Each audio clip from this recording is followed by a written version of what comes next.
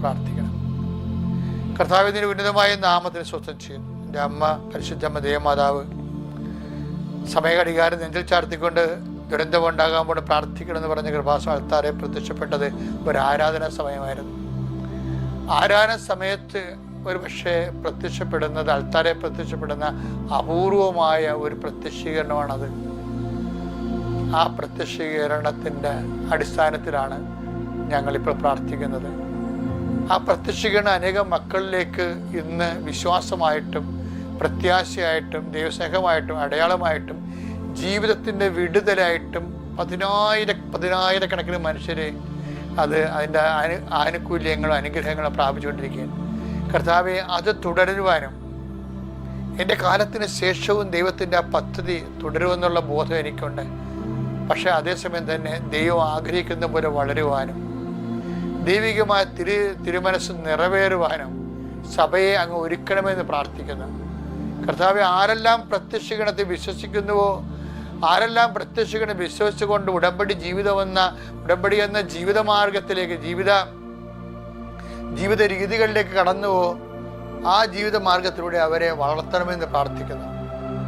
അവരുടെ വിശുദ്ധി, അവരുടെ വിശ്വാസം, അവരുടെ സുവിശേഷ സാക്ഷീകരണം, അവരുടെ സുവിശേഷ കൈമാറ്റം എല്ലാത്തിലൂടെയും കർത്താവെ അങ്ങയുടെ ദൈവികമായ തിരുമനസ് നിറവേറാൻ ഇടയാക്കണമേ. കർത്താവെ, പ്രത്യക്ഷീകരണം അനേകം മക്കളെ മനസ്സിടിഞ്ഞുപോയ, ഹൃദയം നുറുങ്ങിപ്പോയ, ശരീരം തളർന്നുപോയ, കുടുംബം ഇരുട്ടിലായി പോയ, ആഭിചാരം പലതരത്തിലുള്ള തിന്മകൾ അകപ്പെട്ടിരിക്കുന്ന എല്ലാ മക്കളെയും ചങ്ങലകളെ യേശുക്രിസ്തു നാമത്തിൽ അമ്മയുടെ പ്രത്യക്ഷീകരണത്തിൻ്റെ ശക്തിയാൽ പൊട്ടിമാറട്ടെ. കർത്താവിൻ്റെ നാമത്തിൽ അവർ സൗഖ്യം പ്രാപിക്കട്ടെ. യേശുക്രിസ്തുവിൻ്റെ പരിശുദ്ധ അമ്മയുടെ മാധ്യസ്ഥത്തിൽ നിങ്ങളെ ശക്തി പ്രാപിക്കട്ടെ. അമ്മയിൽ ആവശിച്ച അതേ പരിശുദ്ധാത്മാവും നിങ്ങളിലും നിറഞ്ഞുകൊണ്ട് ചിറകിട്ടടിച്ചുകൊണ്ട് എല്ലാത്തിനെയും അതിജീവിക്കാനുള്ള ആത്മധൈര്യവും അപ്പോസ്തലന്മാർക്ക് കിട്ടിയ ആത്മധൈര്യത്തെ നിങ്ങൾ അഭിഷേകം ചെയ്യപ്പെടട്ടെ. എൻ്റെ കർത്താവിൻ്റെ ഉന്നതമായ നാമത്തിൽ സഭയുടെ അധികാരത്തിൽ കുരിശടയാളത്തിൽ പ്രത്യക്ഷീകരണത്തിൻ്റെ മുഴുവൻ അനുഗ്രഹം ഈ കുടുംബത്തിൻ്റെ മേൽ നിങ്ങൾ ഓരോ വ്യക്തികളുടെ മേലും വന്നിറങ്ങുകയും ദൈവം നിങ്ങൾക്ക് എന്നും അനുഗ്രഹമായി മാറുകയും ചെയ്യട്ടെ.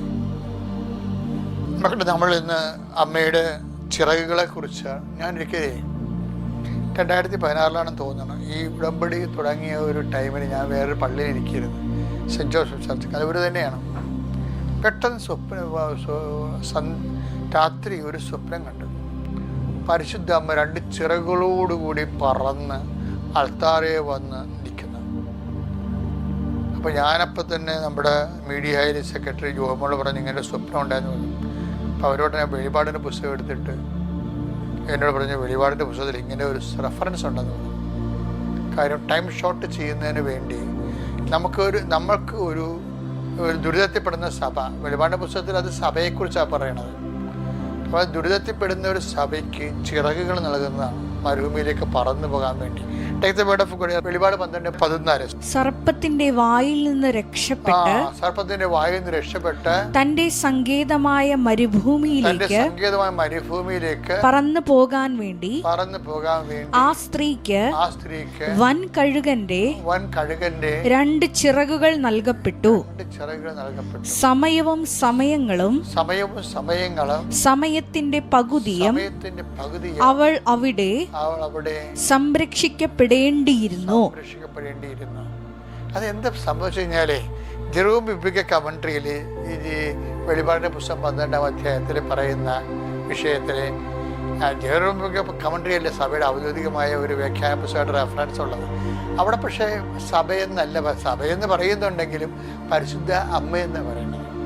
അപ്പം ജെറൂം ബിബ്ലിക്കൽ കമൻട്രിയിൽ ഈ ചിറക് ധരിച്ച ആള് പരിശുദ്ധ അമ്മയായിട്ടാണ്. അമ്മയും അതുപോലെ സഭയെക്കുറിച്ചും ജെറൂം കമൻട്രി പറയുന്നുണ്ട്, രണ്ടിനെ കുറിച്ചും പറയുന്നുണ്ട്. പക്ഷെ പലപ്പോഴും നമുക്ക് മനസ്സിലാക്കിയിരിക്കുന്നത് ഈ സമയത്തിൻ്റെ കൃപാസനത്തിൽ സമയഘടികാരം നിലനിർത്തി അമ്മ പ്രത്യക്ഷപ്പെട്ടത്.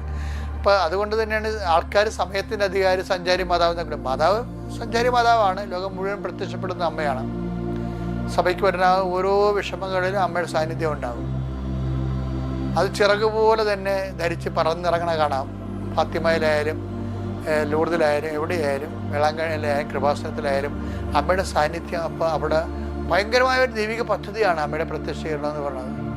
അപ്പം അതുകൊണ്ട് തന്നെ പിന്നെ സമയമായില്ല എന്ന് ഈശോ പറയുമ്പോൾ ആകാത്ത സമയം ആക്കിയെടുക്കാൻ വേണ്ടിയാണ് അമ്മ പറയണത്.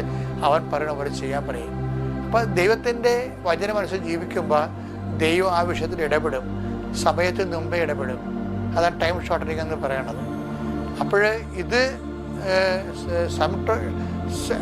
നമ്മളൊരു സർപ്പത്തിൻ്റെ വായിൽ കടം, രോഗം, അപകടം, ആധ്യാത്മിക തകർച്ച, വിശ്വാസ തകർച്ച, ഇതെല്ലാം സർപ്പമാണ്. ഈ സർപ്പം പുരാതന സർപ്പമാണെന്നാണ് വെളിപാടിൻ്റെ പുസ്തകത്തിൽ പറയുന്നത്. മനുഷ്യനെ അലട്ടുന്ന, അവനെ തകർക്കുന്ന എല്ലാ ശക്തികളെയും സർപ്പമെന്നാണ് ബൈബിൾ വിളിക്കുന്നത്. എല്ലാ തിന്മകളെയും ഒരു പ്രതീകമായി സർപ്പം. ഒരു തിന്മകൾ അങ്ങനെ വന്നു കഴിഞ്ഞാൽ എന്ത് ചെയ്യണം?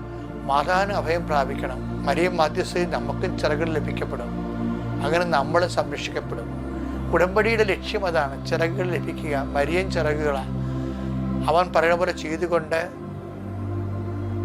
ദൈവത്തിൻ്റെ വചനമനുസരിച്ച് ജീവിതം പുനഃക്രമീകരിച്ചുകൊണ്ട് തിന്മകളിൽ നിന്ന് ഓടി അകന്ന് ദൈവത്തിൻ്റെ സംരക്ഷണത്തിലേക്ക് എത്തിച്ചേരുക. അതിനാണ് ഉടമ്പടി.